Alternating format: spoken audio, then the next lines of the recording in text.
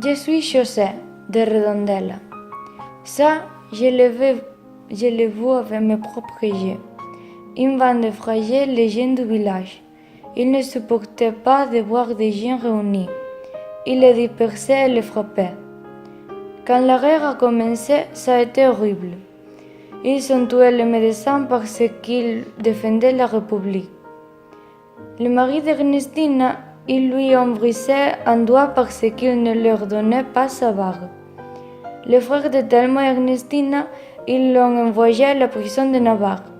À Noël, les gardiens ont brûlé la nourriture que sa famille lui avait envoyée. Thomas, ils l'ont pendu du doigt pour qu'il dise où était son père. Il n'a rien dit. Ils ont brûlé leur maison et tué sa mère. On retrouvait des morts partout. Il y avait un homme qui tuait des gens et les embarquait dans une voiture. On l'appelait la voiture fantôme. Carmen, on l'obligeait à avoir des relations avec un des gardiens pour pouvoir voir son mari en prison. Antonio, on l'a mené à la guerre. Il creusait des tranchées. Il a souffert de la faim et la soif, et il a vécu la mort de ses camarades. Quand la guerre est finie, des gens ont continué à mourir pour leur idée. Antonio s'est battu du côté de Franco, malgré lui, contre ses propres idées. Maintenant, nous sommes en train de payer ce qu'on a fait sur Franco. Voilà le résultat.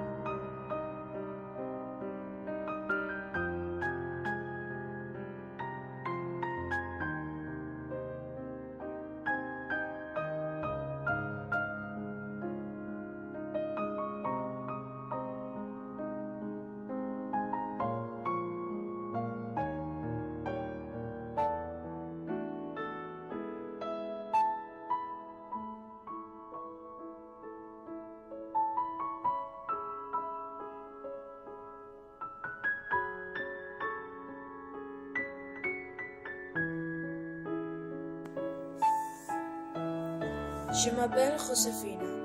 On m'a envoyé en prison alors que je ne me suis jamais intéressée à la politique. Mes enfants étaient à la maison quand ils sont venus me chercher. Et dans ce temps, je pouvais seulement les voir par la fenêtre quand ils passaient devant la prison. Les voisins criaient en espagnol, bien entendu. Il faut finir avec la reine, il faut finir avec la semence. Je n'ai plus revu mon mari après qu'il soit parti à Madrid. Il mettrait des décennies à renter. La guerre a explosé au milieu, entre nous deux. Moi, avec les enfants en Galice, occupé par les rebelles, c'est de Franco, et lui à Madrid. Je suis resté 18 mois en prison. Je n'ai jamais été jugé. Pourquoi je l'aurais été? Ils ne m'ont pas condamné, ils m'ont simplement oublié dans une cellule, sans parodie de procès ni peine. Quand je suis sorti, ils m'ont gardé 2 ans en assignation à domicile. Les enfants aussi, ils ne pouvaient pas sortir jouer, ni aller à l'école, ni chez les médecins. Ils étaient aussi des prisonniers. Ils entraient chez nous n'importe quand, et ils voulaient tout ce qu'ils voulaient. Un jour, ils ont embarqué tous les livres de la bibliothèque de mon mari. Après 8 mois, les franciscains ont parlé avec les fascistes pour qu'ils laissent les enfants sortir dans la rue. 6 mois après, ils m'ont aussi laissé sortir moi. La guerre avait fini, mais le pire était encore à venir.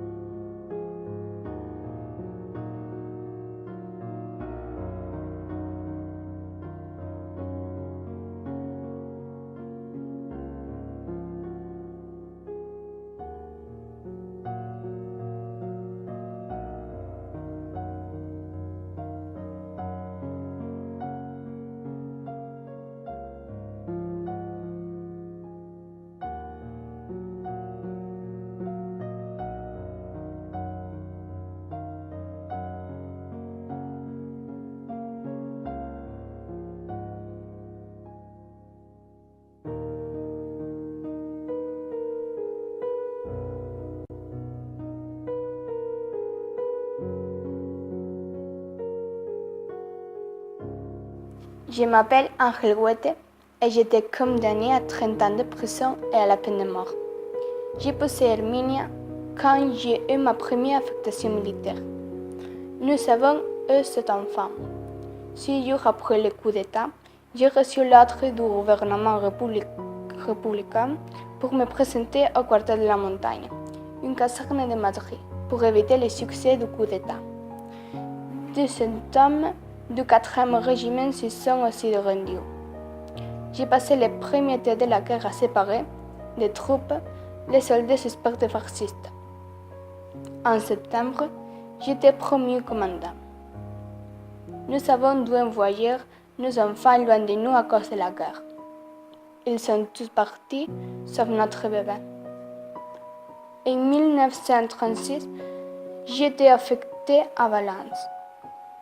Un jour, la nuit, plusieurs miliciens roulaient des choses des maisons du quartier. Comme je ne leur donnais pas ce qu'ils voulaient, ils m'ont pointé avec une arme devant ma femme et nous deux filles. Finalement, ils sont partis. Ma famille avait faim. J'ai refusé de me servir de l'intendance de l'armée. J'étais nommé membre du tribunal spécial de la garde d'Almerie. J'ai empêché les gens d'être condamnés à mort.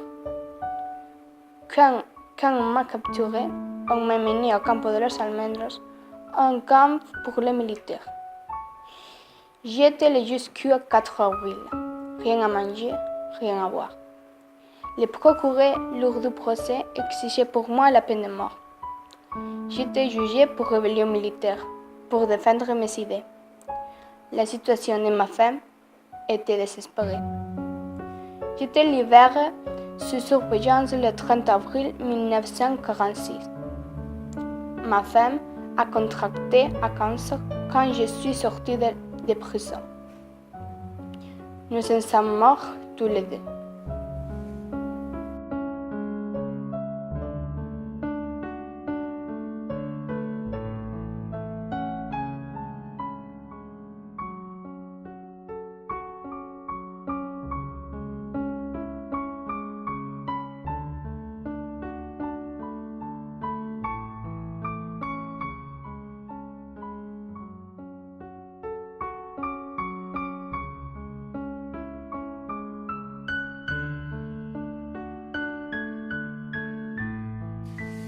Je suis Antonio Alejandri.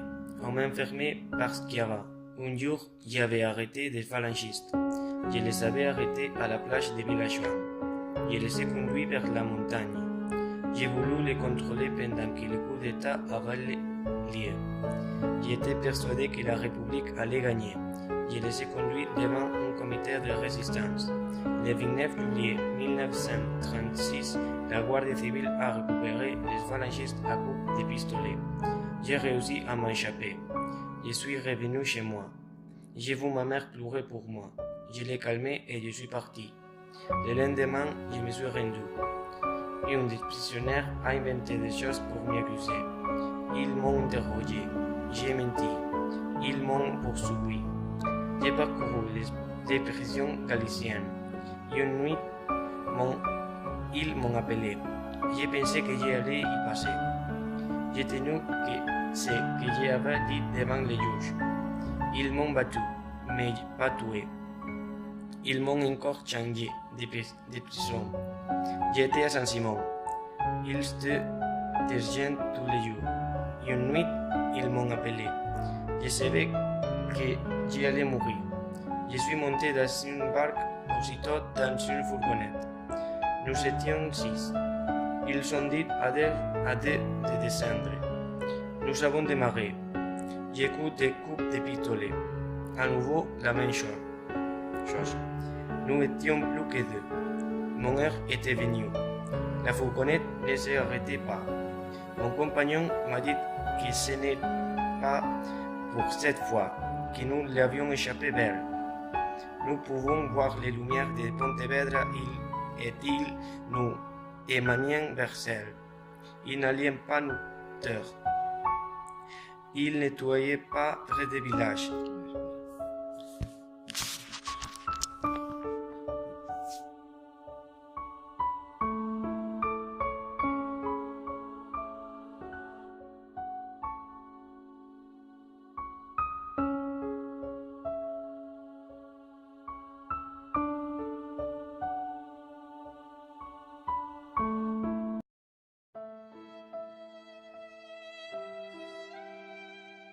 Bonjour, je m'appelle Manuela.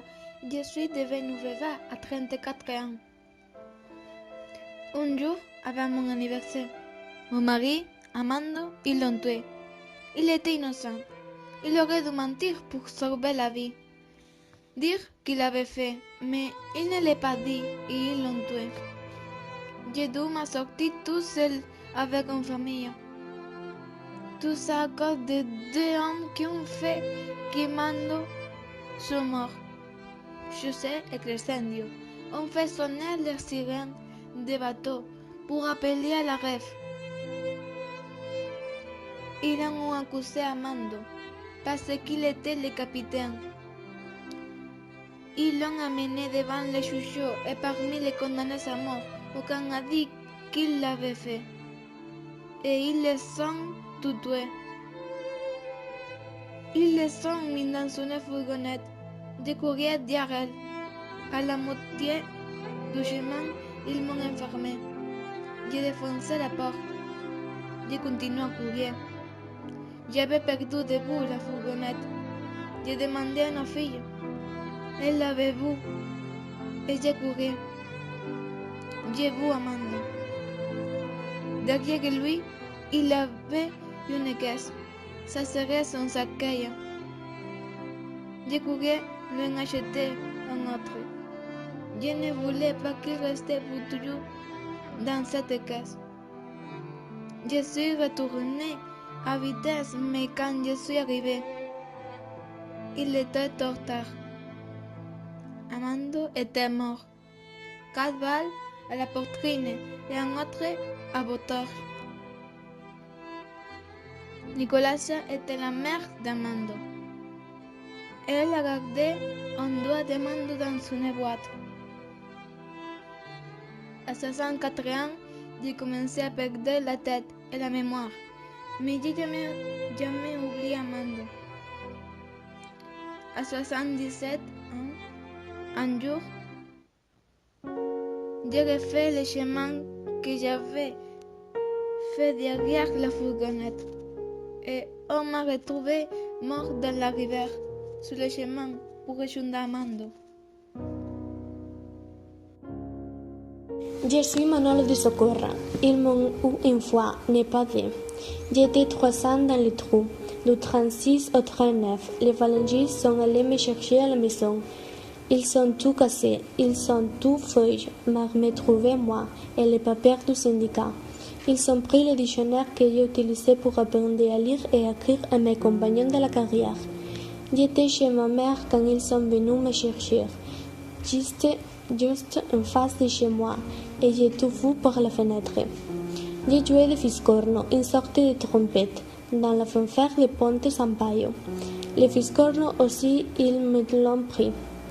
J'étais socialiste et j'étais dans les sociétés agraires. Je voulais un salaire digne. Nous travaillions du matin au soir dans la carrière et nous gagnions 6 pesetas.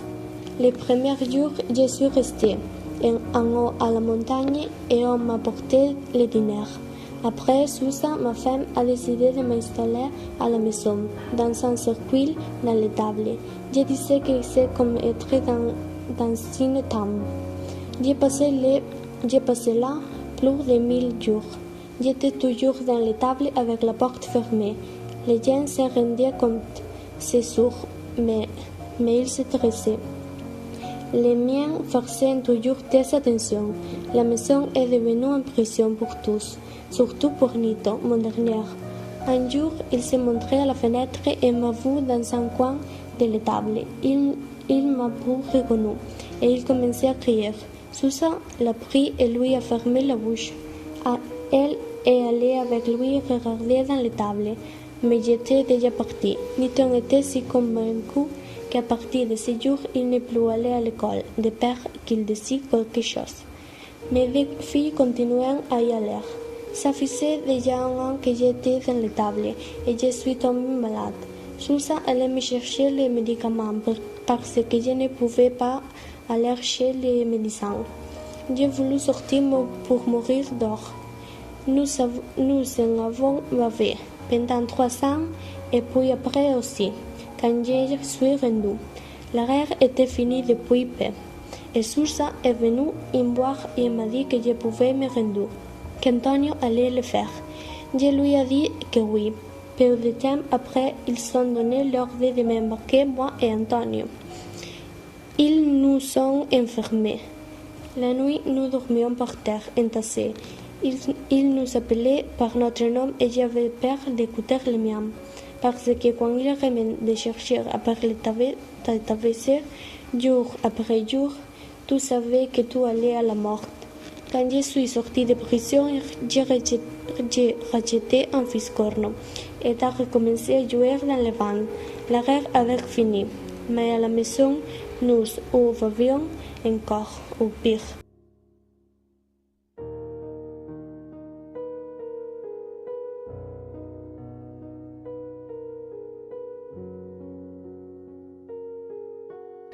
Je m'appelle Maria Vázquez. J'étais maîtresse et ils m'ont tué.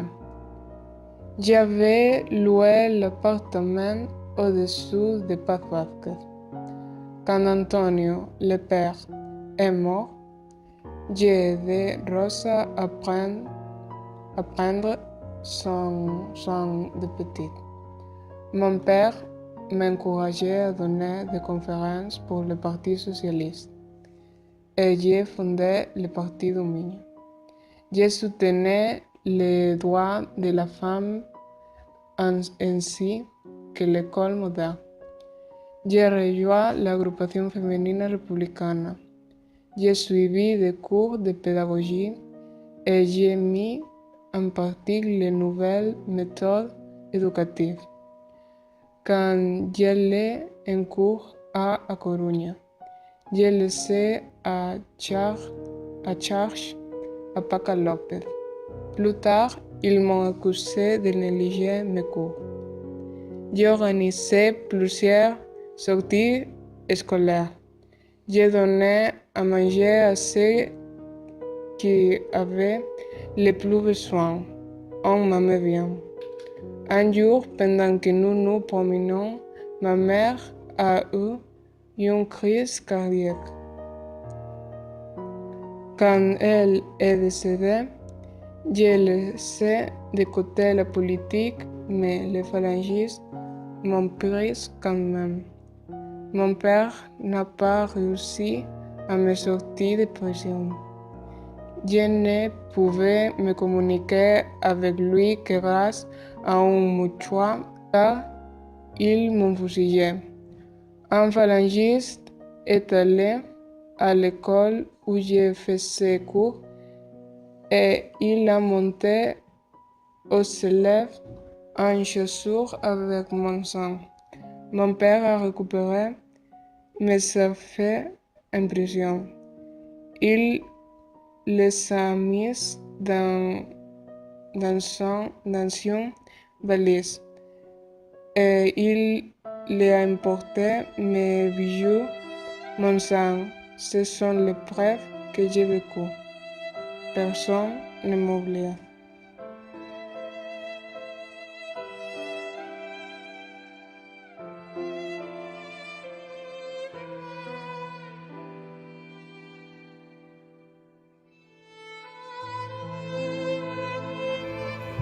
Je m'appelle Maria Ángeles Fernández Roces, ou Angelina. J'étais milicienne du Parti communiste. Pendant la guerre, j'ai travaillé dans une ambulance. Plus tard, j'ai dû travailler comme gardien à la Manjoya, une usine de dynamite à Oviedo. J'ai rencontré Victor, mon mari, à 21 ans. Nous nous sommes mariés en 1937. Nous avons vécu en Asturias jusqu'à ce que les ravins arrivent. Après, je suis restée aux Asturies. Mon mari est parti en Catalogne. On l'appelait le Brésilien parce qu'il était parti au Brésil à 60 ans. Il avait toujours participé au combat pour ses droits. Moi, je vivais avec mon père et mes 2 frères. Les pires étaient les bisous des Arabes et des phalangistes. Ils m'ont rasé les cheveux et ils m'obligeaient à valager les roues. Et puis, ils me traversaient. Le chef de la phalange était couturier.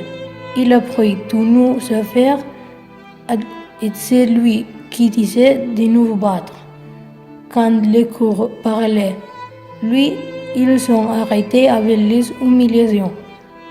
Après, on s'est installé à Vigo. Les Brésiliens venaient de temps en temps.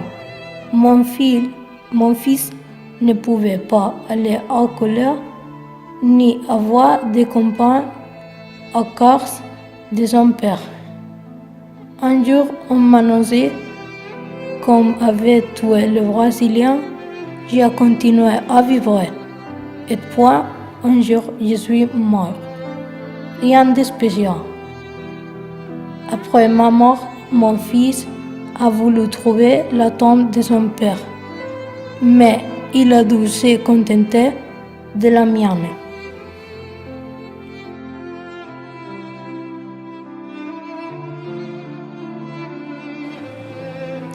Je suis Castor Cordal Garrido. J'ai partagé ma tombe avec Ramon Barreiro Rodriguez. Nous avons été enterrés dans une fosse commune à côté de l'église de Curro. Les phalangistes sont arrivés avant moi. Ils ont brûlé la maison parce que mon père ne lui a pas dit où j'étais.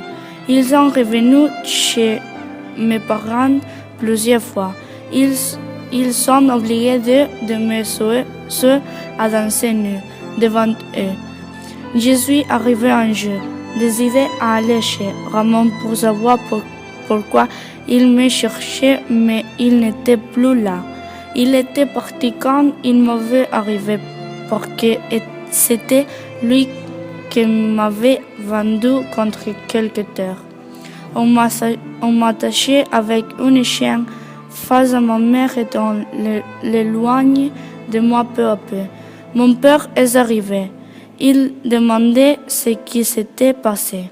Il hurlait. Il priait qu'on ne me tuait pas. Il ne m'a plus revu. Le lendemain, mon père est venu me chercher, mais on lui a dit que j'étais déjà parti au Portugal. Quand il dit ça à ma mère, elle n'a plus arrêté de pleurer. Cet après-midi, l'Evaristo et Constante ont raconté à mon père la vérité, qu'on m'avait tué à Curro. Le lendemain, mes parents ils sont allés voir. Le voisinier leur a confirmé que j'y étais sur terre. C'est pour ça que ma famille savait où je me trouvais. Mes parents voulaient venir à Curro régulièrement, mais on leur avait interdit. Sous la République, ma soeur allait à l'école, mais maintenant, Donna Maria la renvoyait tous les jours. Elle regardait depuis la fenêtre, avec sa petite audace, comme les autres filles apprenaient à lire. Elle n'a plus remis un pied dans l'école. Depuis ma mort, ils ont fait que travailler. Depuis ma mort, on n'a plus une porte ni une fenêtre. Depuis ma mort, mon père ne fait plus de village. Ma mère avait perdu beaucoup d'enfants mais pour moi. Elle pleure des larmes noires. Un jour, on a demandé à ma soeur, il ne voulait ouvrir ma tombe. Quand elle voit mon crâne, elle n'a pas eu besoin de tests ADN pour savoir que c'était moi. Elle avait attendu ce moment plus de 70 ans. Beaucoup de jours et de nuits où elle n'avait fait que pleurer pour moi.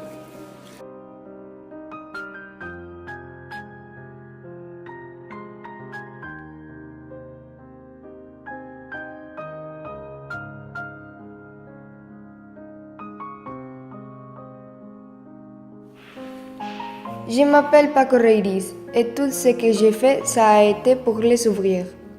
Quand je suis rentrée de Buenos Aires, j'ai rejoint les syndicats et j'ai beaucoup travaillé. Ils m'ont pris en grippe. Je le savais déjà. Après le coup d'État, je me suis cachée. J'ai communiqué avec ma mère avec des petits mots où j'écrivais où elle devait m'apporter le repas le lendemain. Comme ça, pendant plusieurs semaines, jusqu'à ce que je suis tombée malade. Je suis restée au lit chez ma mère. Une semaine plus tard, les fascistes sont venus la nuit. Ils disaient que nous étions de la pire espèce. Ils sont montés dans la chambre où j'étais. Ils ont pris avec eux les livres qu'ils considéraient dangereux. J'ai calmé ma mère et je ne me suis pas opposée. Ils ont vu un tableau du Christ dans la chambre et ils ont dû penser que peut-être je n'étais pas si dangereux. Ils m'ont laissé, mais pas longtemps après, ils sont revenus me chercher. Ils m'ont amené à une prison qui ressemblait à un étable. Ma mère a essayé de m'apporter un matelas, mais quand elle est arrivée à la prison, ils lui ont rasé la tête. Mes sœurs n'ont plus rien appris à l'école. On les mettait dans un coin et elles faisaient de la couture. De l'étable, ils m'ont emmené à l'île de Saint-Simon et après à la vieille prison de Pontevedra. Ils m'ont jugé, si on peut appeler ça un procès. Ils m'ont accusé du pire, le pire mot. Je savais que j'étais perdue. Ils m'ont condamné à mort. J'ai dit à ma frère et sœur que j'ai regretté la douleur que ma mort allait leur causer.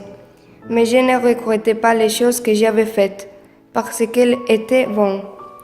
J'ai demandé à ma mère qu'à ma mort, elle habille mes frères et sœurs en rouge et pas en noir.